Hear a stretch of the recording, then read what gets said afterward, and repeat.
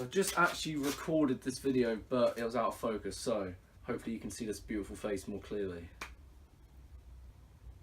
So, when it comes to your fitness goals, your fitness journey, you're gonna have good times. You're gonna have times where if you're trying to lose weight, you're losing as much weight as you like.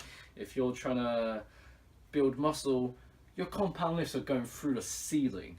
Everything is just going phenomenally based on your goals. But with the good days come the bad days. And this is why so many people give up with their fitness goals. And what I'm trying to say here is that you may have times where your progress is going very well and very fast, but you're also going to have days, you're going to have times where your progress slows down, if not stalls. So today's video I'm going to go through not 3 or 5 ways in which you can solve this and work around it. I'm going to go through 4 ways in which you can deal with slower progression, diet and training.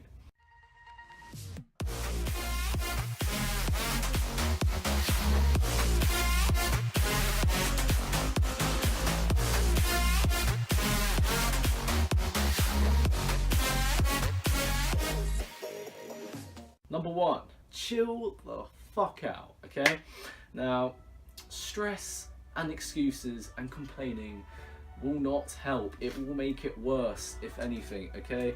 If your training is not going well and you're not progressing in your main exercises, thinking negatively and just letting it get your head is not going to make you progress. It's not going to help you progress further. It's going to set you back, if anything.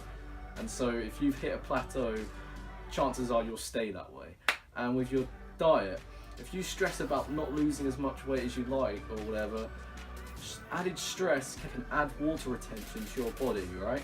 So when you step on the scales, you may appear heavier, and so this is going to get you more because you think you've gained fat when you haven't, but you can't tell because, you know, it's just, it's going to stress you out. So you've got to be calm, you've got to be composed in order to deal with this problem that you are experiencing. So just with that said, you've got to chill out, calm. Number 2, this is very important because the majority of people don't get this. Realize that your progress is not linear. If I could draw a graph right here of how your progress would look like with your fitness journey and goals, right? It'll look like this, it'll go a bit like this, and then it's just all over the place, alright? You have weeks where progression goes amazingly. You have weeks where everything just feels like it's not going for you. And as well as this, if anything, the more experienced you become, the harder everything else becomes, you know?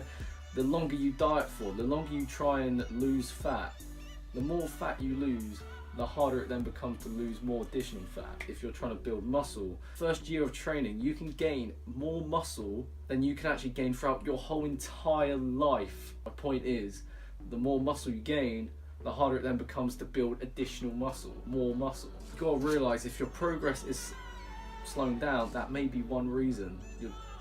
You're becoming more experienced and maybe more impatient. So again, chill out, and you're gonna have good days and bad days, and yeah, it sucks. The better you get with it, the longer you do it for, the harder it then becomes to progress further.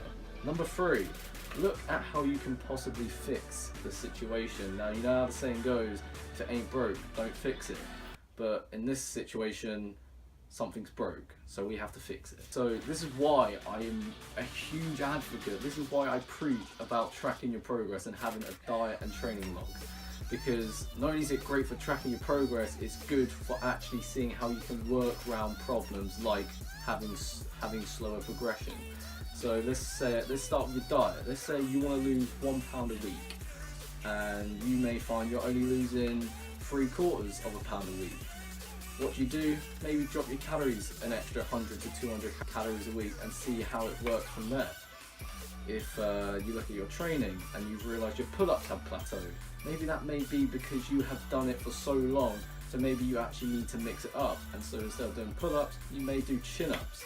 So, and with that said, thing you don't want to do is keep on doing something that isn't working, because that will cause insanity. If your progress is slowing down, maybe you want to look at whether it's your diet or training here. Obviously only you can answer that.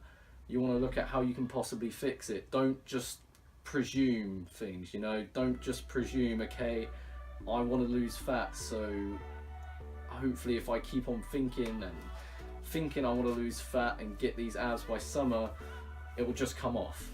Unfortunately, this is what a lot of people actually do, despite how stupid it sounds. The last point I'd like to make, number 4, is if none of these work, you're still stressing out, you can't figure out any way you can fix it, and your progress is actually stalled, take a break, okay? Maybe if you hit a fat loss plateau, take a diet break. If you've hit a plateau and you realise you can't progress, you haven't progressed in 2 to 3 weeks in your main exercises during your workouts, take a deload week, take a week off, let your whole body recover. And I think a lot of people don't understand that you don't always have to have your foot on the gas pedal, you know? Sometimes it's better to take 1 step back to then take 2 steps forward. If your progress is actually slowing down, a break can actually then speed up the progression. If your fat loss progress is slowing down and you then take a diet break for a week, you may actually then find after that you then start burning more fat. If you're finding it very hard to progress in the gym and you then take a week off from resistance training, you may then find for the next month or so you're making more gains than ever. It's crazy how taking a step back can actually lead to more progress. Like, a lot of people think if they think I can't take a break, the grind never stops. It doesn't work like that. Sometimes listening to your body is definitely the best option in order to avoid you actually getting hurt, whether that is physically, mentally, or both. And so a break from either your diet or training, or both, can seriously actually in the long term help you psychologically and physiologically. And yeah, those are the 4 points I wanted to make. With that said, hope you enjoyed the video, hope this helped.